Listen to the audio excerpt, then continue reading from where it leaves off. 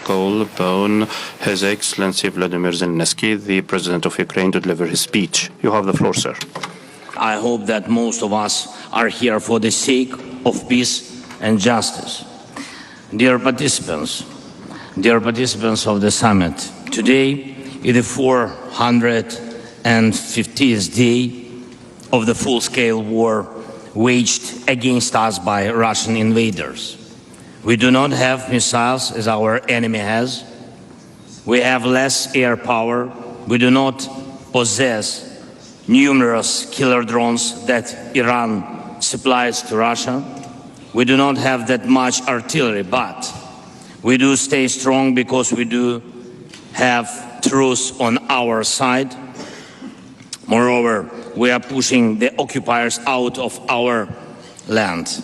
Anyone who defends his native land from invaders, and anyone who defends children of his nation from enslavement, every such warrior is on the path of justice. And I'm proud to represent such warriors and the entire Ukrainian people.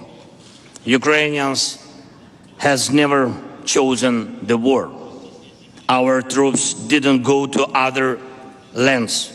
We do not engage in annexations and plunder of other nations' resources, but we will never submit to any foreigners or colonizers. That's why we fight, and I'm sure all your nations will understand this, our main emotion. And I'm also sure all your nations will understand the main call I want to leave here in Jeddah, a noble call to all of you to help protect our people, including Ukrainian Muslim community. With me here is the Honorable Mustafa Dzhemilev, the leader of the Crimean Tatar people, one of the indigenous peoples of Ukraine, whose home is Crimea, the center of Muslim culture in Ukraine. For centuries, the Crimean Tatar have been and should remain an integral and strong part of the Muslim community of the world. But Crimea was the first to suffer from the Russian occupation. And until now, most of those who are subjected to repression in the occupied Crimea are Muslims. We already have a positive experience with Saudi Arabia regarding the release of our people captured by Russia.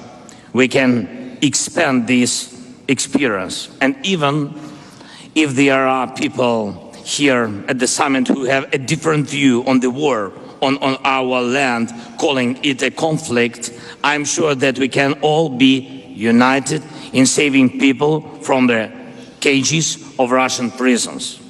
Unfortunately, there are some in the world and here among you who turn a blind eye to those cages and illegal annexations. And I'm here so that everyone can take an honest look, no matter how hard the Russians try to influence. There must still be independence. And I want to thank Saudi Arabia. I want to thank the majority of you for supporting firm international positions and the UN Charter. Dear participants, your people have already seen that Ukrainians are people of peace, of real peace. In 2021, we made a priority. Ukraine opens to your people and the people of Saudi Arabia and United Arab Emirates, Oman, Bahrain, Kuwait got to know Ukraine. And I'm happy that your tourists were able to see the splendor of spring in our capital, in Kiev, and the majesty of the Carpathian Mountains. I believe that one day your people will come back also to see our Crimea, Ukrainian Crimea, free from Russian occupation and humiliation. Our relations are also tied by the education of tens of thousands of Arab students in our universities every year.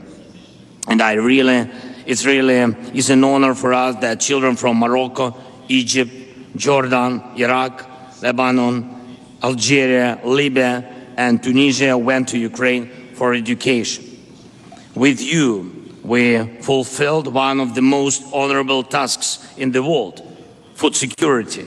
Ukraine traditionally supplies your countries with wheat and other agricultural products. We were glad to welcome the investments of the Arab nations, as well as the investments of Qatar in the port infrastructure. First, the pandemic, and then a more terrible virus, the rabies of aggression, hit these and our other normal relationships. And I'm more than sure that none of you will agree to surrender a third of your country to the invaders. And I'm more than sure none of you would watch without a fight how foreigners steal the children of your people. Hundreds of thousands of our children are deported to Russia, separated from their relatives. And there in Russia, they are trying to teach our children to hate their natives.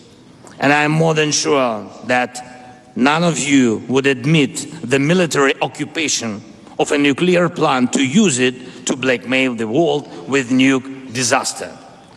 Look at how much suffering the long-term wars have brought to Libya, Syria, Yemen, how many lives have been wasted by years of fighting in Sudan and Somalia, in Iraq and Afghanistan. Everyone who adds to suffering by his new aggressions, everyone who sows enmity, everyone who wants to bring back the old days of invading empires that didn't count with the will of independent nations.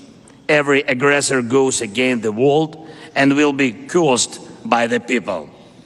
And I greet everyone who is ready to join us on the path of justice. Ukraine proposed the peace formula to end the war. You can see how it works on the example of food security, one of the points of our formula.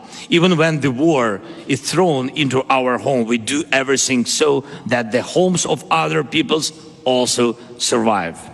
We managed to launch the Black Sea Grain Initiative and partially lift the Russian naval blockade of our ports.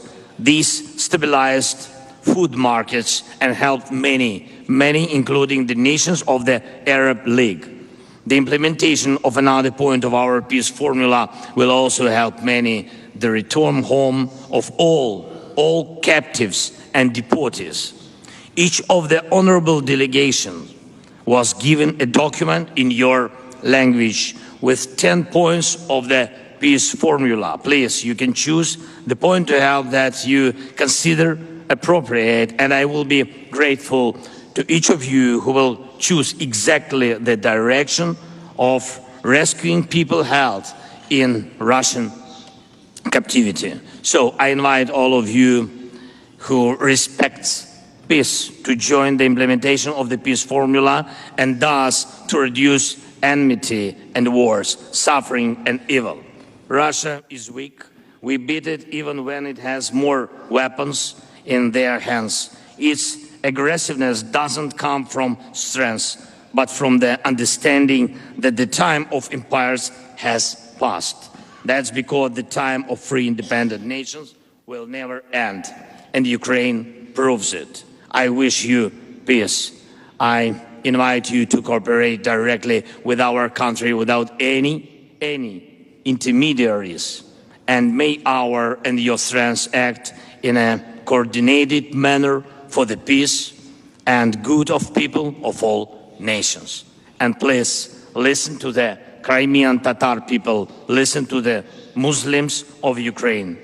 May the Almighty protect our soldiers. Slava Ukraini. Thank you. I do thank His Excellency Vladimir Zelensky for his speech.